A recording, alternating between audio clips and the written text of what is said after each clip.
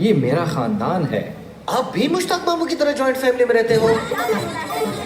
زمان मोहम्मद फ़हीम दे जो सहाफ़ी हम और दगा इवेंट के दनना चका दो का इवेंट को आई के दना दूसरा चकन कोलैबोरेशन मांगा नन पे खबर की मंगो का तो द्वैम यूरोपियन फिल्म फेस्टिवल हो दगा चकम फिल्म फेस्टिवल पर 200 की डिवाइडेड हो पहला हिस्सा की दाऊची सरमत सलमान खुसट दाऊ चकम रोड हो दा कवल खुसट अगर अगले आगे मास्टर ट्रेनिंग क्लास वागश्त चकम स्टूडेंट्स थी मुख्तलिफ यूनिवर्सिटियों के अगर अगली आगे तय फिल्म प्रोडक्शन हवाले सारा खबर हो इस तरीके कार दे सिंग फिल्म जोड़ी दीशी सिंग यो क्रिएटिविटी की दीशी पागे बांधे पूरा योनी में घंटा क्लास हो आगे नपस मंगरालू दगा रिश्तर हॉल था रिश्तर हॉल के ना पहला माशूमान मुतालिक एनिमेटेड फिल्म हो वर्कुटेशन फिल्म हो तो माशूमान हो यवाजी वाली था माशूम सिंग यवाजी की सिंग यो माशूम न बल न मुख्तलिफ भी क्लास के ना माशूमान मुंगे और रंगे ट्रीट को आगे मुतालिक अवी पूरा यो एनिमेटेड जो करो आगे नपस यो बल फिल्म हो और अगर नेचर मुतालिक कुछ सिंग मुंगा इंडस्ट्री हो की लग गया था तो सिंग मुंगा नेचर पॉल्यूट को लग गया यू और आखिर के मुंगा ओरिजिनल नेचर पर बातें सिर्फ दगा वीडियोस तपाती की गो ऑडियोस तपाती की गो आगे मुतालिक हो आगे ही हुआ और ड्रेम फिल्म चिकम हो अगर मुंगा का तो चाहिए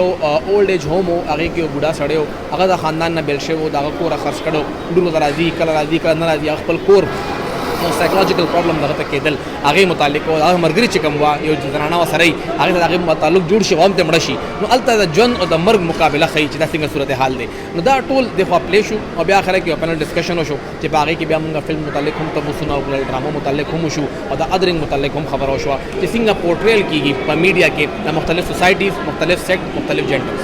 मेरा नाम यूरोपियन यूनियन है। क्या तुसी वेस्टर्न यूनियन के भाई हो? नहीं नहीं यार, वो अलग चीज़ है। हम 27 यूरोपियन ममालिक पर मुश्तमिल हैं। तब्दीली, इंसानी हकूक, तालीम और कानूनी हुक्मरानी ये सिर्फ एक मुल्क का मसला नहीं है बल्कि पूरी दुनिया का अलमिया है। دا دویم ځل دی چې په پېښور کې د یورپي فلمونو نندارتون وشوه. د فیسټیوال لیدو لپاره د ځوانانو او پیغلو په شمول ګڼ شمېر خلک راغلي وو چې ورسره حال پوره ډک وو. لیدونکي ټول پوه وو او په دې نندارتون کې ډېره دلچسپي واخیسته.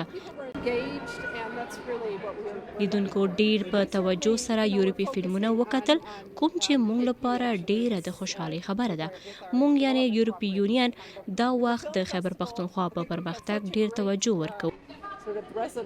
نن چې څنګه د پېښور خلکو یورپي فیسټیوال کې دلچسپي څرګنده کړه، نو پکار ده چې راتلونکي کال هم پېښور کې دا ډول فیسټیوال ترسره شي.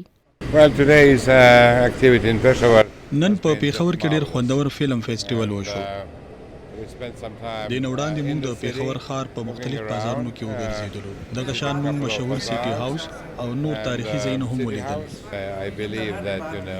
زه په دې خبره باور لرم چې د پېښور خلک امن پسند دي.